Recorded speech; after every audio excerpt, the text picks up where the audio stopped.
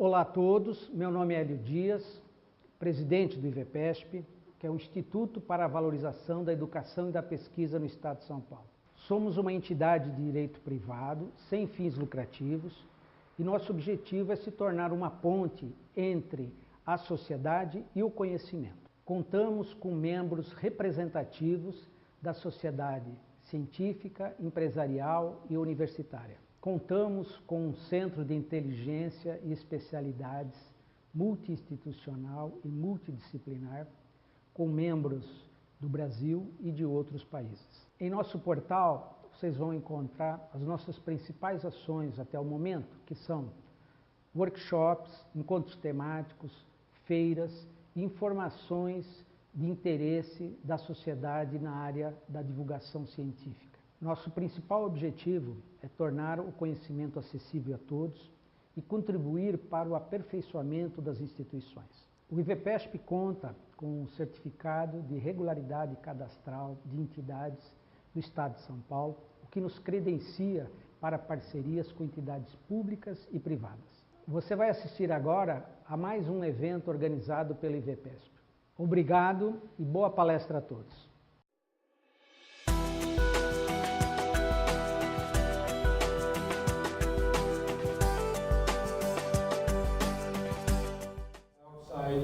Is added to the soil and in particular to the oceans. So the latest readings, I just looked that up a couple of days ago. On May 11th, it was 401 ppm.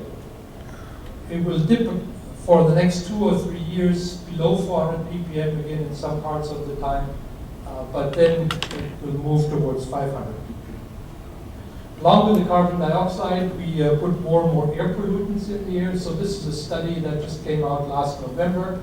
And the basic upshot is that 200,000 early deaths are caused by these micropollutants, 2.5 micrometer or less. Global temperatures are rising as a consequence. This global temperature is a number that's not so easy to obtain because you have to average over time and over space. Here you can see a snapshot just from 1 month in 1992 from satellite data. You can see that the temperatures are all over the place depending on where on Earth you are, but you have to average for each square kilometer the temperature.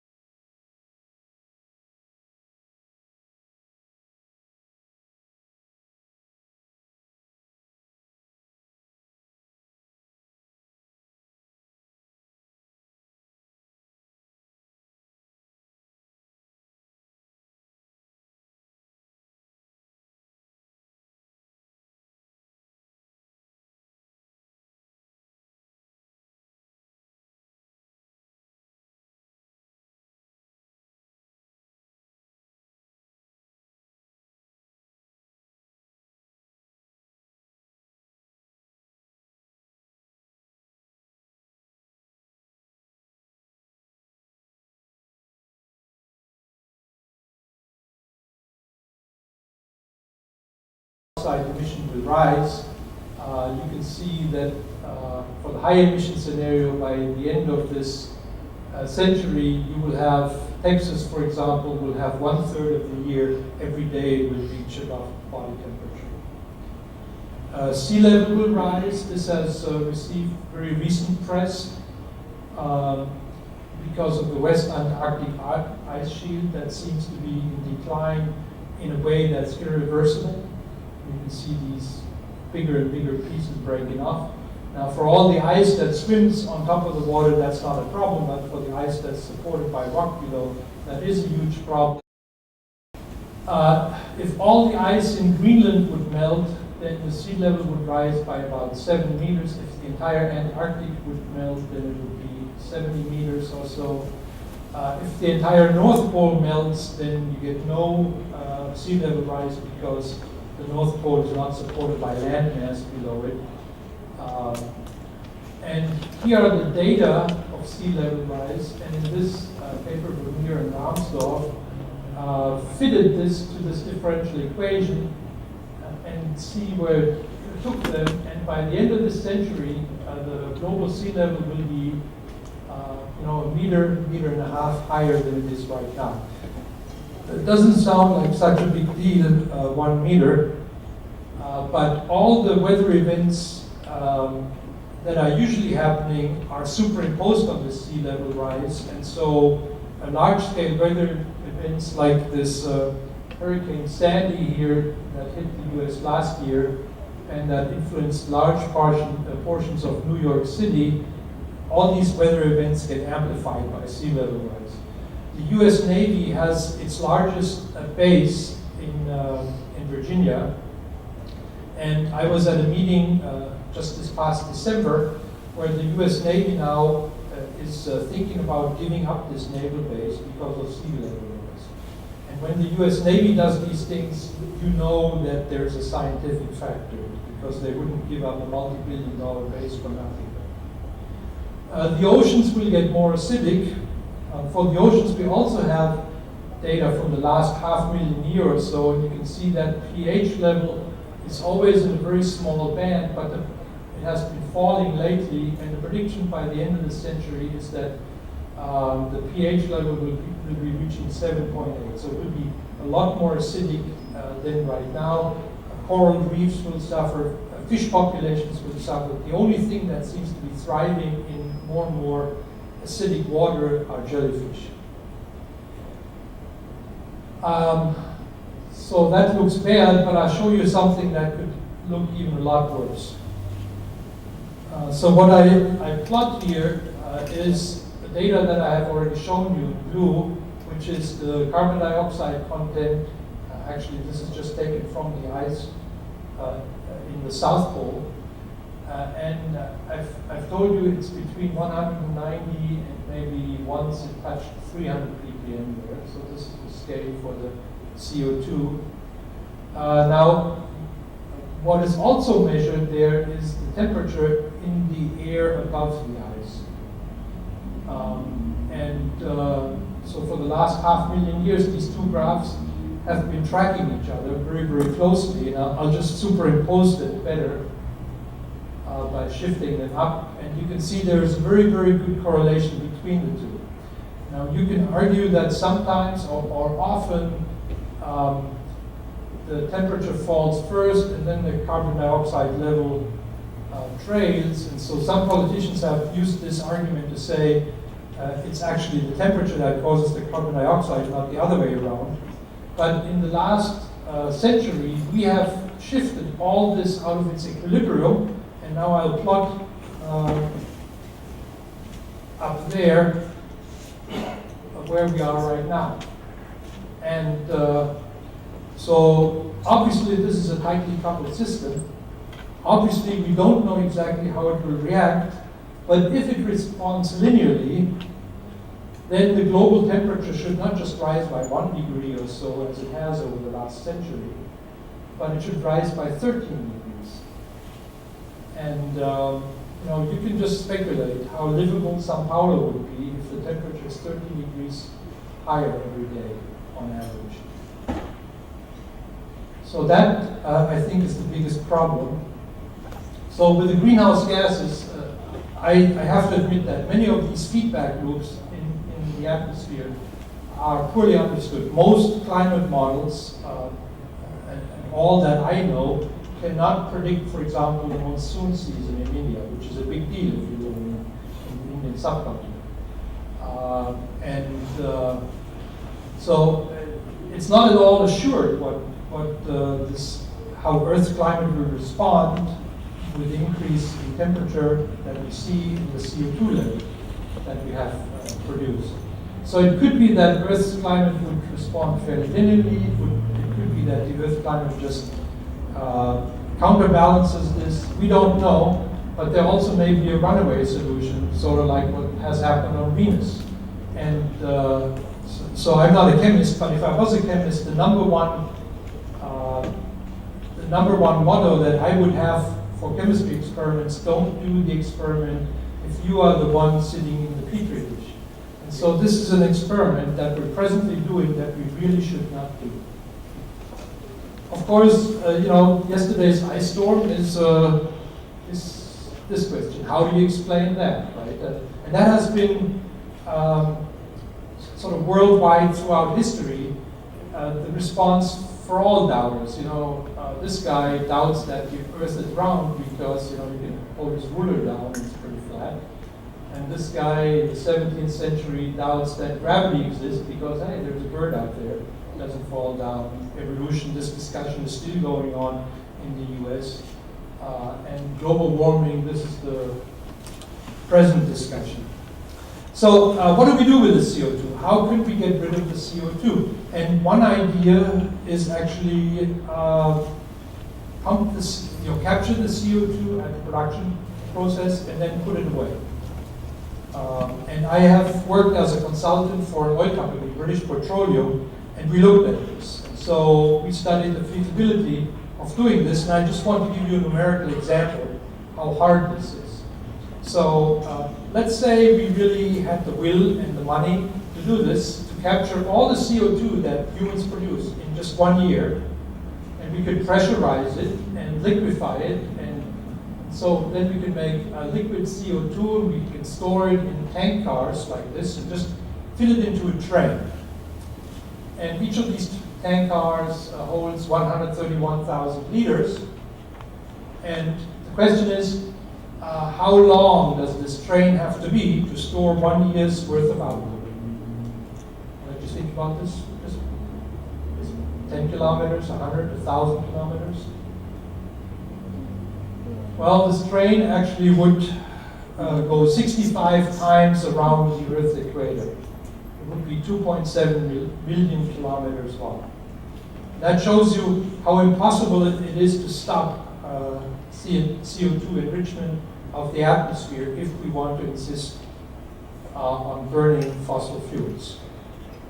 So that's the end of my problem section. Now here for the opportunity section. So renewable energies. For each one of these, I can give a 1 hour talk and a half, but I don't have the time today. So hydro dams, ocean currents, surface waves, wind, solar, geothermal, deep geothermal, where you drill to about 6 kilometer depths, where the rock is hotter than the boiling temperature of water, and biomass. But I just want to focus on biomass, talk a little bit about bioethanol, and then mainly about biogas. So here's a graph of annual bioethanol production in just 2 countries, Brazil and the US. Those are the 2 leading countries in bioethanol production. So Brazil historically was ahead of the USA until about 2007, when the US really started to subsidize bioethanol production from corn.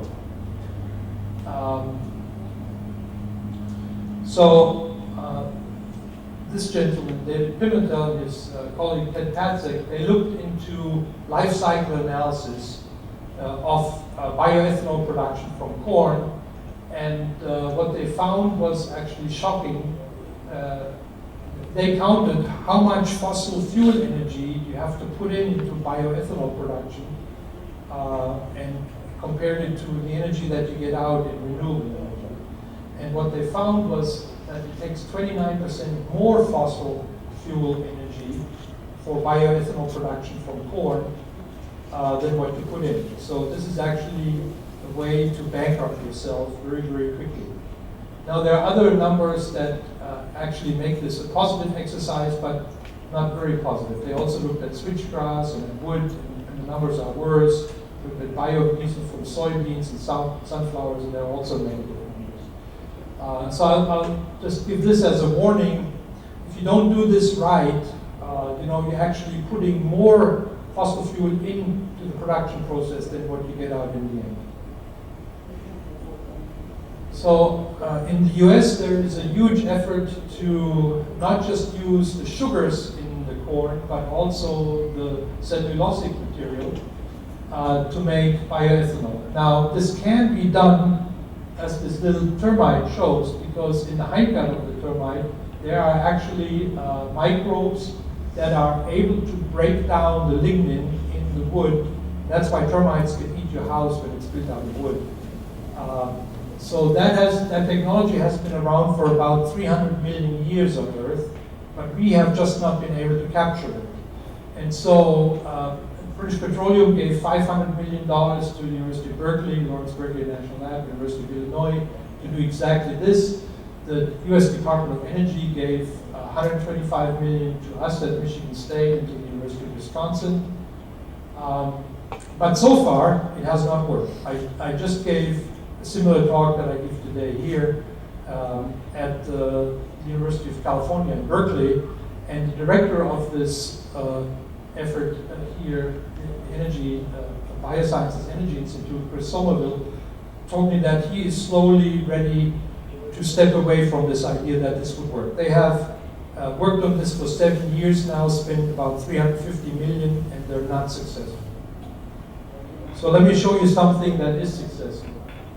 And this is this biogas power plant. So the basic operation is very simple. We grow corn. This is an effort from my home country in Germany, and I'm actually co-owner of this biogas power plant. I will show you pictures from 6 different biogas plants that we have. So we grow corn. We would love to grow sugarcane, but it doesn't grow in Germany. Sugarcane would be better, so we have to grow corn. Corn, when it grows, takes groundwater and sunshine and atmospheric carbon dioxide and translates that into the biomass, the green stuff that you see here. And then what we do is we shred the corn at harvest time, the entire plant, not just the cob, and throw it in the silos. These type of harvesters are used. I'm sitting there behind the glass and film. This is a very violent process, and it just shreds the entire plant, loads it on these trailers, and it's transported to some big mountain where you just push it all on top of this and drive over it with a tractor to eliminate the air out of it. And then it actually stays in the silo and is usable the entire year round. So this is one of those silos, and for each of our power plants, we take about 25 tons of the shredded corn silage per day and add 11 tons of cow dung to it. And we mix it, so here's a silo in the background. This is this tractor that just dumps it in here into this mixer. This rotating drum pulls it in, and it pulls it into a fermenter.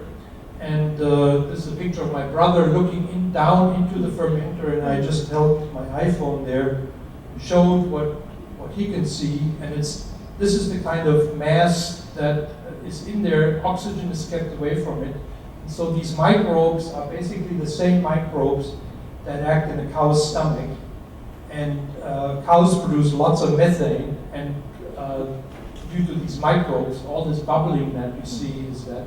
We constantly stir this so that the microbes have maximum contact with new feed material, and we capture this methane. That's the entire thing. We add some fermentation chemicals that accelerate this process, but it's basically the same as a giant cow's stomach. Once all the gas is removed from this, we have 10,000 cubic yards or so of fertilizer mixture, which is solid liquid. It's high quality, and we just spread that back on the fields, and we don't use any artificial fertilizer, and have not for the last 7 years. And in the end, there's no soil deterioration. For most of these agricultural processes, artificial fertilizer is the most energy intensive additive that you have to add to the life cycle, and we don't have to do that. We store the gas in these big secondary fermentation silos. We We harvest about 7,000 cubic yards of biogas per day, and biogas is 60% methane and 40% CO2. And this is actually flammable, and we can just burn it in combustion engines. And they sit in these containers, they're soundproof, and so these engines drive generators. The overall process is 82% efficient. So 82% of the primary energy in the biogas is converted either into electricity or heat. So 40% goes into electricity with these 700 horsepower engines, and another 42% go into heat, which we can use for several purposes. So the bottom line of this is it costs about $3 to $5 million US to build this, so it's about 6 to 8 million Brazilian reais. The land required to grow this biomass is about 150 hectares. It produces 6.2 million kilowatt hours of electricity and another 6.5 million kilowatt hours of thermal energy. Typically, when I compare renewable energy forms to each other, I always use 10 cents per kilowatt hour as a price point. This may not be realistic, it may be higher here, or if you get electricity from hydropower, it may be lower, I don't know, but 10 cents per kilowatt hour is just my normal comparison figure. In the US, certainly it's much higher in residential areas, but if you use 10 cents per kilowatt hour, this whole initial investment pays off in 3 to 4 years. So here's the energy balance, all the energy life cycle integrated that we put in and that we get out. So the input is listed here, and these numbers are always in megawatt hours. So the three large components are the diesel that we burn in the tractors when we plant the corn, when we put on the herbicides, when we harvest it, when we transport it. All of that together costs 176 megawatt hours. We add these fermentation additives. The exact composition, I don't know. It's a trade secret of the company that we have a deal with. But these enzymes, they have to produce them at some kind of profit. And so I just calculate the overall energy that they give us from the price that we pay for it, and pretend that it's all diesel fuel. And so if that company makes any kind of profit, my number is actually a high estimation. So this should be considered an upper limit, and then it's 171 megawatt hours. Farm equipment does not last forever, it depreciates over time, and so this depreciation is folded in here over a 10-year life cycle of these tractors and plows and so on, and that costs you 180 megawatt hours. And then corn seed, we have to plant the corn seed each year new, that's 92 megawatt hours, herbicides 95. So this is the overall. The electricity output is shown here. The entire height is the electricity that we get, and then this transparent piece, we have to use this electricity as part of operating the power plant. You know, the steering mechanism, conveyor belts, valves, computer controls, all this costs electricity, and so that's the part that we use ourselves. So the net output is only the solid fuel. And this is the heat output, which is slightly bigger. We also use some of the heat to keep the fermenter always at body temperature when the microbes operate best. We can use the extra heat to do some other useful things with. So one of our plants is actually, this is our entire plant, this is the silo. So this plant is here. And next to it are all these very, very large greenhouses. And what we actually do is we deliver heat for the greenhouses in Germany. This is in southern Germany, near Munich.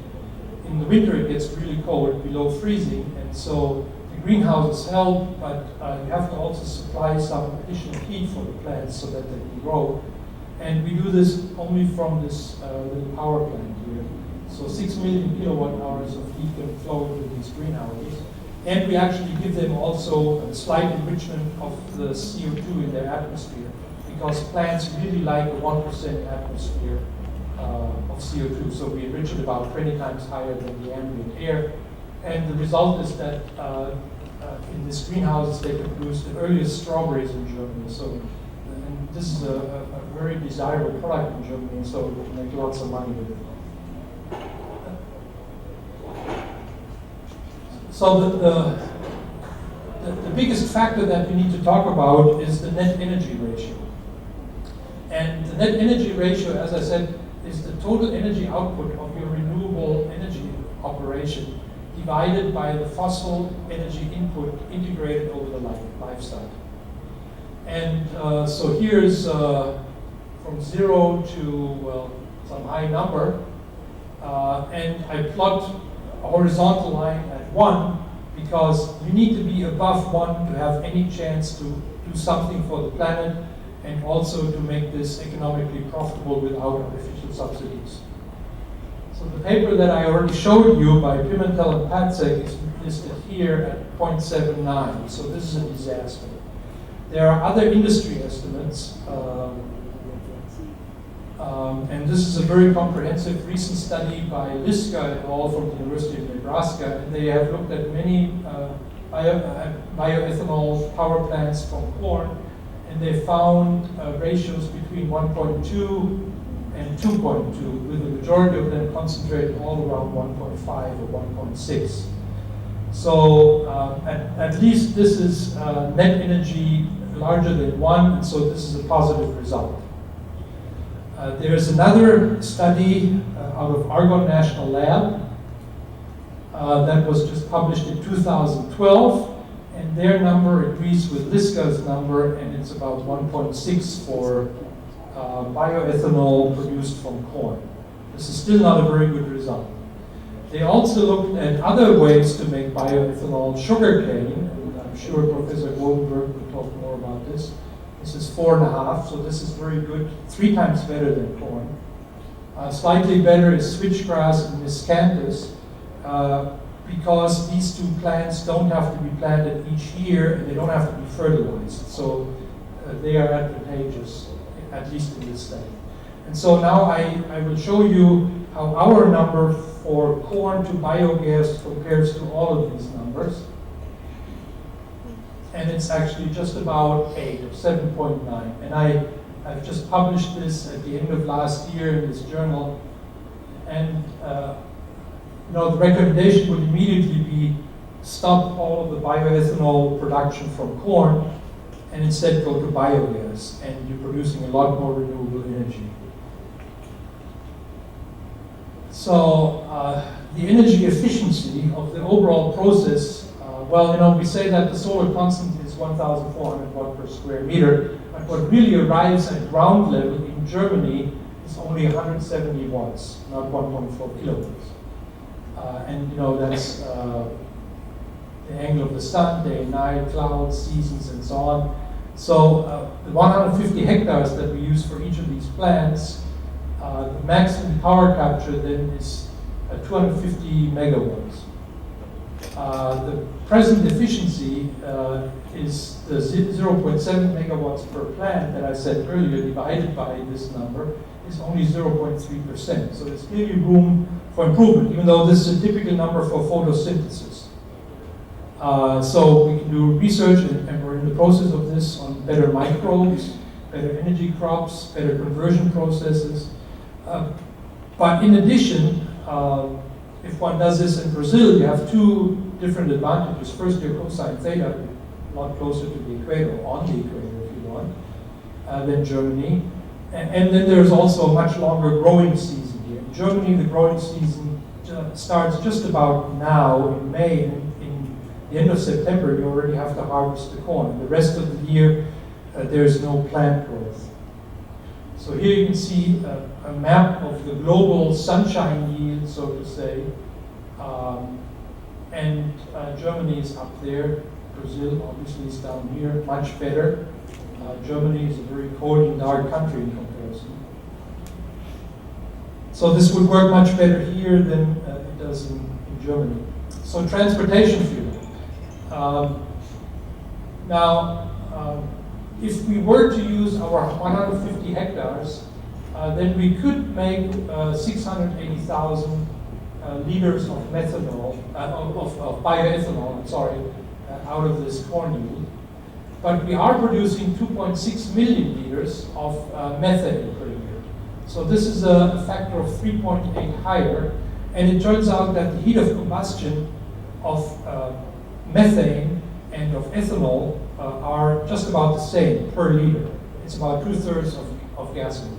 And I have actually rented a car here in Brazil that was running on methane as a secondary fuel. Just switch. So this technology of conversion is already there and can be done. So for each hectare, for comparison, if we were to produce bioethanol, we could drive the Chevy Volt 5,000 kilometers.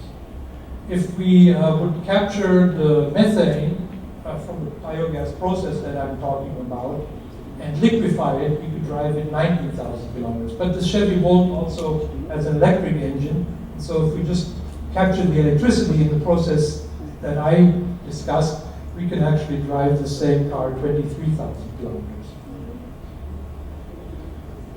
So this is a rather dim picture, but this is Arun Majumdar, who was the founding director of this US Department of Energy ARPA-E project for advanced energy projects. And in this talk, he says, well, they get 80 gigajoules per hectare, and their dream, their long-term dream would be to double that to 160 gigajoules. So if I look at our plant and then I look at the energy yield, I'm already at 150 gigajoules per hectare per year right now, and that's only electricity, and if you add the heat to it, you come up with about 300 to 350 gigajoules, which is a factor of 2 better than what he claims is the long-term dream of the bioethanol production from corn in the US. So what I'm saying here, this is a famous Scientific American article that I recommend highly. It's from 2006 by Sokolov and collaborators, and they say, well, you know, to get fossil fuels out of our lives, you have to do all kinds of things. And they have this famous wheel of wedges, and 15 different things are needed, and one of these wedges is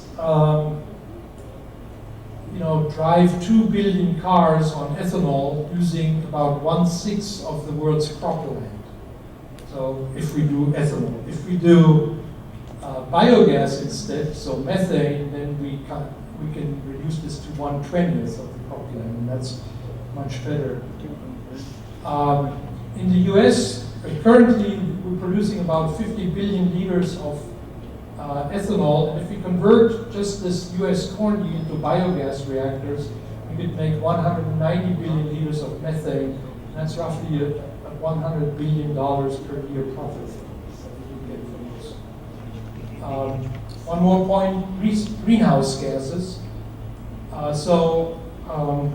It's a useful number to know that, so this is the number of grams of CO2 produced in power production per kilowatt. For coal, it's almost 1 kilogram of CO2 that you produce for each kilowatt. For wood, it's slightly better. Gasoline, slightly better yet, so it's less than 600 grams. For methane, it's about 1 pound of CO2. So a factor of 2 better than coal, and that's why it's advisable to switch off all coal-fired power plants and run them on gas, and they're already doing a lot of good. So how does our technology compare to this? So this is our net CO2 emissions, which basically comes from the diesel fuel that we burn in the tractors and all the other elements that I discussed in my life cycle analysis. So it's 25 times cleaner than burning methane.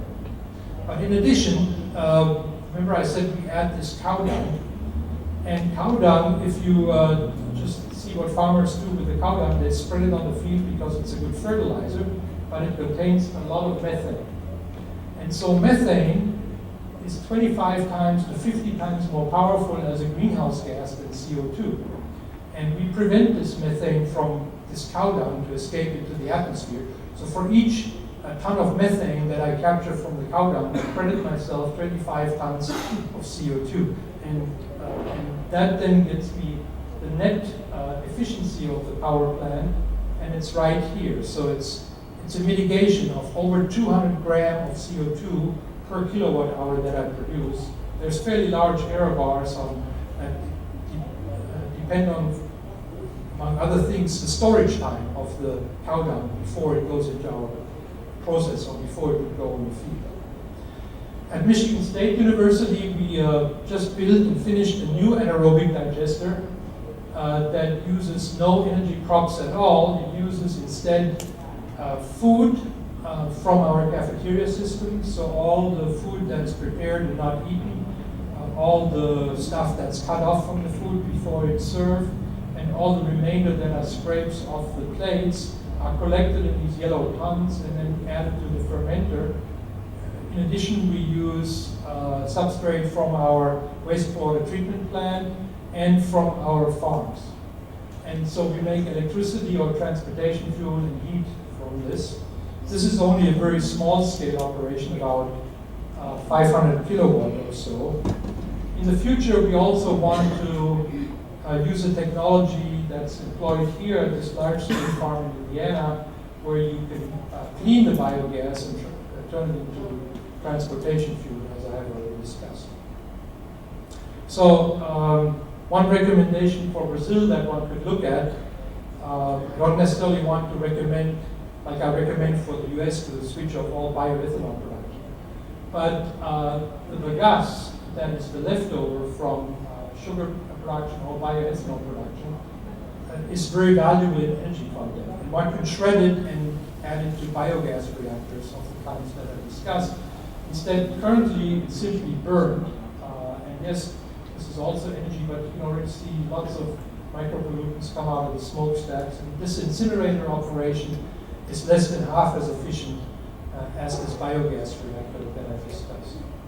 So fermenting the bagasse in a bioreactor to produce biogas will result in a much higher net energy ratio and therefore much higher profits. So this is my summary.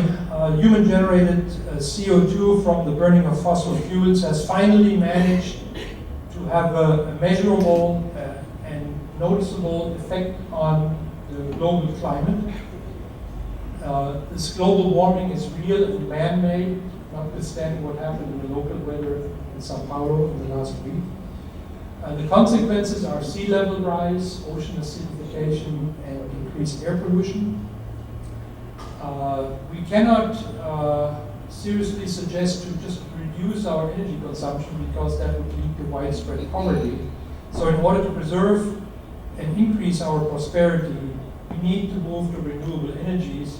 One can discuss all kinds of renewable energies. The small segment that I focused on today is biogas production. And I would claim that it is preferable in the form of converting biomass and electricity into our transportation fuel. And I thank you for your attention.